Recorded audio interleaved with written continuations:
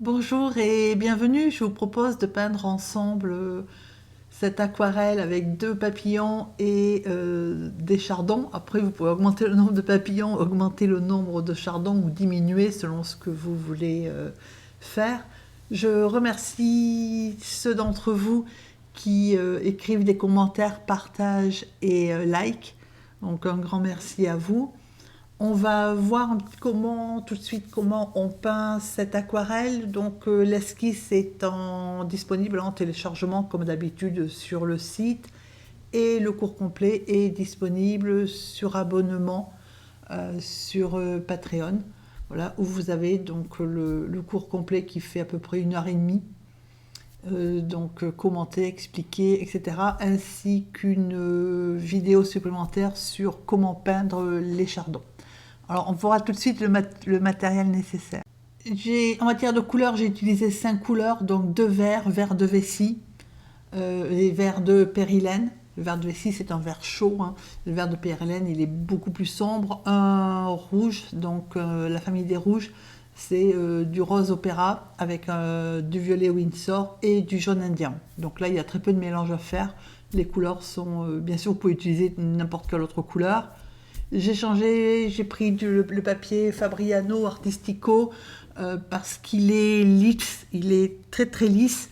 Il est plus blanc aussi que le Clairefontaine et il est très très lisse. Et pour peindre des papillons, je préférais le peindre sur ce papier-là. Et les pinceaux, j'ai utilisé du 6, du 4 et du 1. Et c'est pas la peine de fixer, enfin moi c'est un bloc hein, de papier, mais c'est pas la peine de fixer sur les 4 bords votre feuille, puisque là il y aura très peu d'eau, donc il n'y a pas de risque que ça gondole. Alors la première chose qu'on fait, enfin moi j'ai commencé par les papillons, mais il faut commencer par les fleurs. J'ai estompé, puisque c'est quand même très pâle hein, comme couleur, le jaune, j'ai estompé donc le contour de l'aile du papillon, j'ai humidifié et je suis en train de poser mon jaune avec le pinceau numéro 4. Voilà, alors on peut le faire avec le plus gros, mais le souci c'est que comme les ailes sont dentelées sur le bord, c'est plus facile de faire avec un pinceau moyen, c'est-à-dire le 4. Voilà, donc j'ai juste posé ma couleur donc, qui est du jaune indien et relativement dilué, alors pas trop non plus, mais il n'est pas à pleine puissance non plus, hein. Voilà, donc je prends le temps de bien... Alors j'ai bien humidifié. Quand j'ai bien humidifié, c'est en suivant les contours, hein, sans dépasser.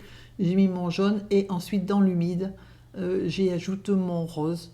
Voilà, donc vous pouvez utiliser aussi du rose permanent si vous n'avez pas de rose opéra ou n'importe quel rouge de la famille des rouges qui vous donne un orange, ou bien utiliser directement un orange si vous préférez. Voilà, donc après on pose son orange, enfin son rose, pardon, là où là où vous avez envie qu'il soit. Voilà, donc moi je l'ai posé un petit peu en haut et puis donc sur la partie droite de l'aile en laissant une partie jaune parce que justement si je fais le mélange sur le papier et pas sur la palette, c'est que je veux laisser, je veux pas la même couleur partout. Voilà, donc après, soit vous aidez à mélanger, soit vous laissez faire les couleurs, vous laissez les couleurs vivre leur petite vie. Donc ça, c'est la première mise en couleur d'une aile. Je ne vous montre pas toutes parce que ça va durer 1 heure et demie. Donc, mais c'est exactement la même technique partout. Alors, juste cette aile, parce que c'est l'aile qui est... Donc la lumière vient de l'arrière. Et cette aile-là, elle a en plus, entre la lumière et elle, il y a les autres ailes du papillon qui font un peu écran, donc elle est un peu plus sombre. Alors donc j'ai fait la même chose, j'ai estompé, j'ai humidifié et là j'ajoute du violet très très pâle de manière à passer, à ombrer en fait, hein, à assombrir un peu l'aile. Voilà. Et ensuite, je vais continuer par mettre du jaune. Voilà, une fois que j'ai positionné mon violet là où je voulais qu'il soit, et j'ajoute mon jaune en évitant qu'il se mélange. Donc c'est vraiment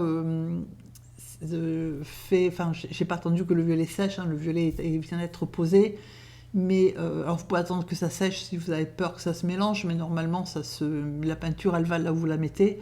Donc voilà, j'ai évité que le jaune et le violet se mélangent. Je voulais juste que la limite entre les deux couleurs soit douce, c'est pour ça que je l'ai fait dans l'humide, mais je veux pas qu'elles se mélangent. Voilà, donc on laisse sécher et ensuite on continuera l'aile. Donc j'y rajoute juste un petit peu comme tout à l'heure de rose, voilà, tranquillement. Donc là encore, je veux que le rose il soit sur le jaune et pas trop sur le violet, donc je ne mets pas sur le violet. Et je vais laisser sécher et ensuite les ailes, elles sont faites sur ce même principe en fait. Voilà, c'est pour ça que je vous montre, je vous ai montré la deuxième parce qu'il y avait l'ombre, mais pour les autres c'est du jaune. Alors au niveau du trèfle, j'ai humidifié la partie supérieure, là où je vais mettre mon rose. Je pose mon rose, donc moi c'est du rose opéra, là c'est un peu plus que l'humide, hein, c'est du mouillé. Voilà, donc j'ai positionné mon rose avec le pinceau numéro 6 et ensuite avec le numéro 2, je vais affiner un peu les contours de mon chardon et je vais faire quelques pétales qui dépassent un petit peu de manière à individualiser un petit peu la fleur. Et sur le dessus, je vais ajouter de l'eau avec mon pinceau de manière à avoir, en fait, là c'est le premier plan, c'est celui qui est entre guillemets à contre-jour. Donc, pour donner une profondeur à la fleur, il y a le dessus de la fleur, si vous voulez, qui va vers le fond. Hein. Et c'est ce que je mets en plus clair, de façon aussi à donner du volume à la fleur. Ensuite, je prends, donc je reste mon pinceau, je prends le verre de vessie et je fais donc la partie, alors je sais pas, ça ressemble à une cupule comme pour les glands, mais pour les chardons, j'ai aucune idée du nom. Bon, enfin bref, la partie verte du chardon. Donc je mets mon verre, alors je fais attention de ne pas le mettre trop près du rose hein, pour pas qu'il file dans le rose. Il faut qu'il file un tout petit peu, mais pas énormément. Et si je le mets trop vite et trop, il va partir dans le rose. Donc ça fera pas très joli. Donc je mets mon... Donc après, je modifie si je trouve que ça doit être modifié la forme de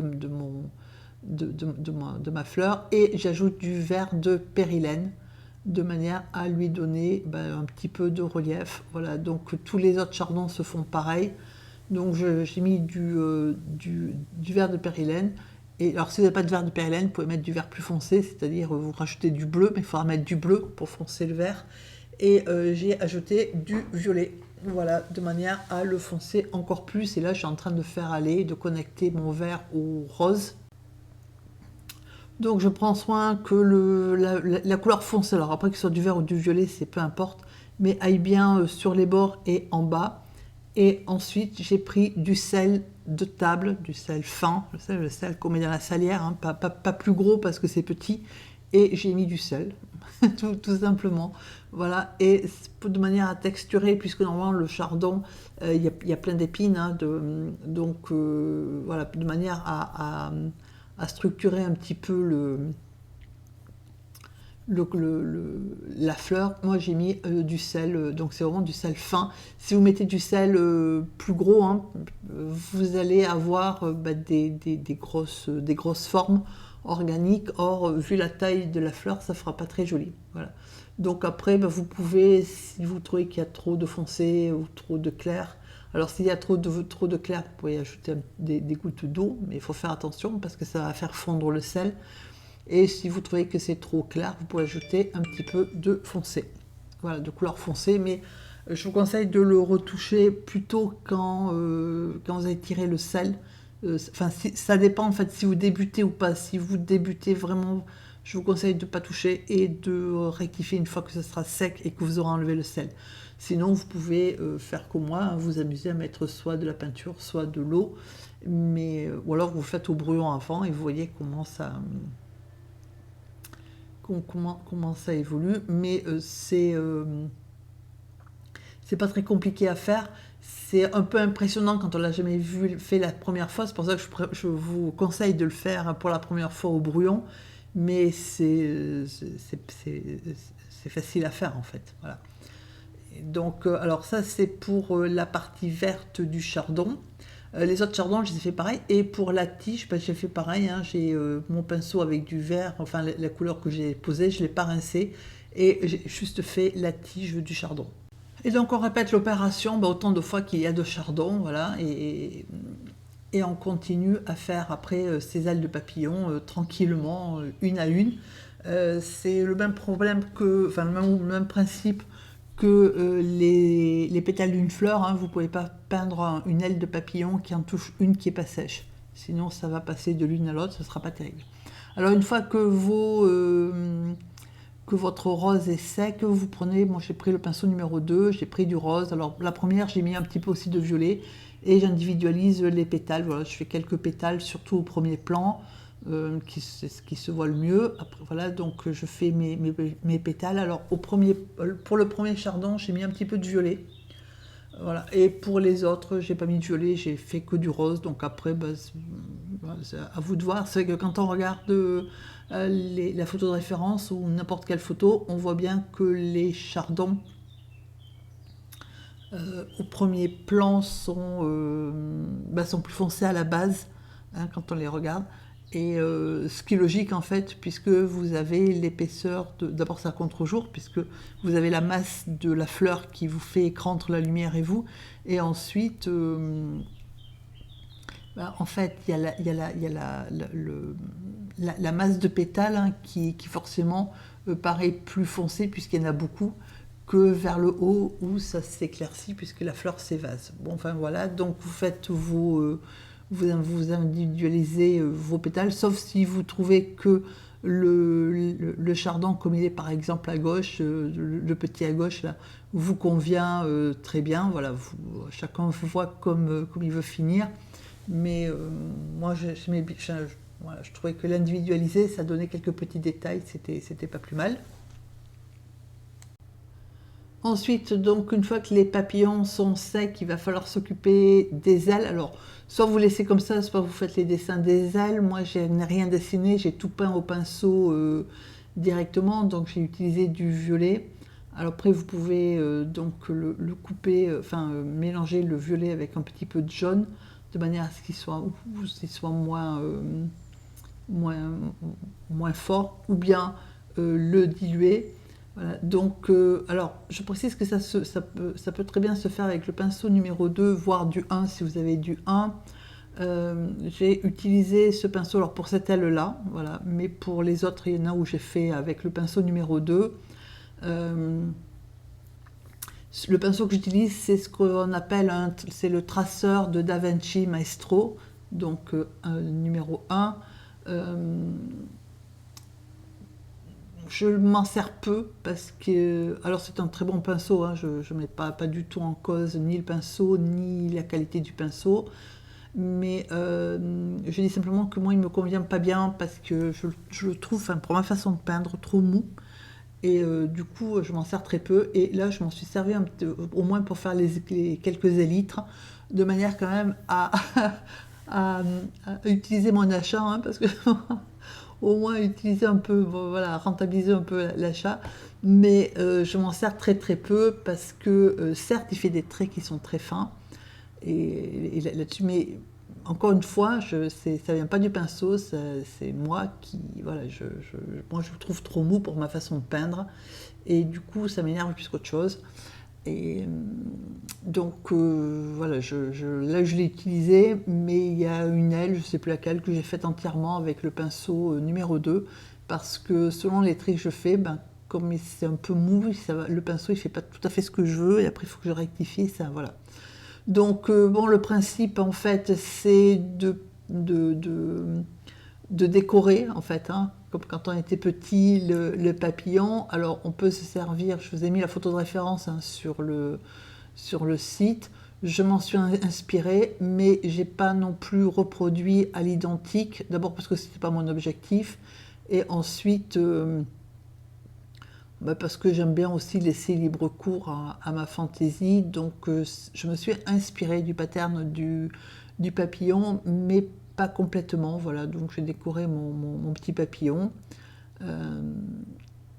Il faut le faire quand les ailes sont bien sèches, hein, bien sûr, et bah, vous le faites, enfin, vous décorez, vous mettez les motifs du papillon selon le niveau de détail auquel vous voulez descendre, en sachant qu'il n'y a rien de dessiné dessous et qu'il n'y a pas de liquide de masquage non plus pour préserver justement le dessin de façon très, très, très précise. Voilà, je l'ai peint en fonction bah, de ce que j'avais, de ce que je voyais sur la photo, de ce que j'interprétais par rapport à ce que j'étais en train de faire, de ce que aussi les couleurs, une fois posées, me disaient. Voilà.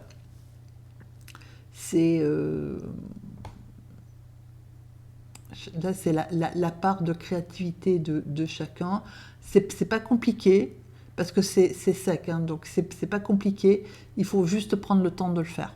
Voilà, donc ça, c'est pas la peinture, il faut pas la mettre trop liquide, parce que sinon, bah, ça va pas aller. Si vous mettez pas la peinture trop liquide, c'est pas compliqué du tout. Faut juste pas avoir peur, parce que si vous avez peur, vous allez vous crisper sur le pinceau, et du coup, bah, c'est là que ça va devenir compliqué.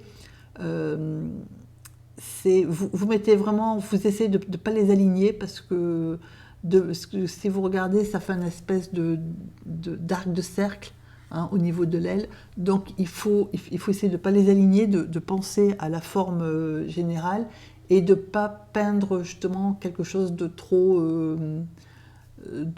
horizontal, parce que bah, je ne sais pas si vous avez... Alors c'est vrai que des papillons, on en voit de moins en moins, mais je ne sais pas si vous avez vu un papillon, mais c'est jamais... Enfin, je veux dire, un papillon, c'est toujours en mouvement, en fait. Même quand il est posé, ses ailes frémissent un tout petit peu, donc voilà, il faut essayer de... Et donc, une fois que vous avez peint tout votre papillon selon le même modèle, j'ai pris du jaune très, très, très dilué, et j'ai fait ce qu'on appelle un glacis, c'est-à-dire que j'ai peint tous mes papillons, j'ai mis une petite couche de jaune sur tous mes papillons pour unifier les couleurs, et puis lui donner aussi un petit côté peps. Voilà, donc cette vidéo est quasi terminée. Je vous remercie de l'avoir suivie. J'espère que vous allez vous éclater à peindre et les papillons et les chardons. N'hésitez pas à poser des questions, hein, ou à faire un retour, j'y répondrai avec plaisir. Je vous souhaite une excellente journée, régalez-vous bien avec toutes ces belles couleurs, et à bientôt.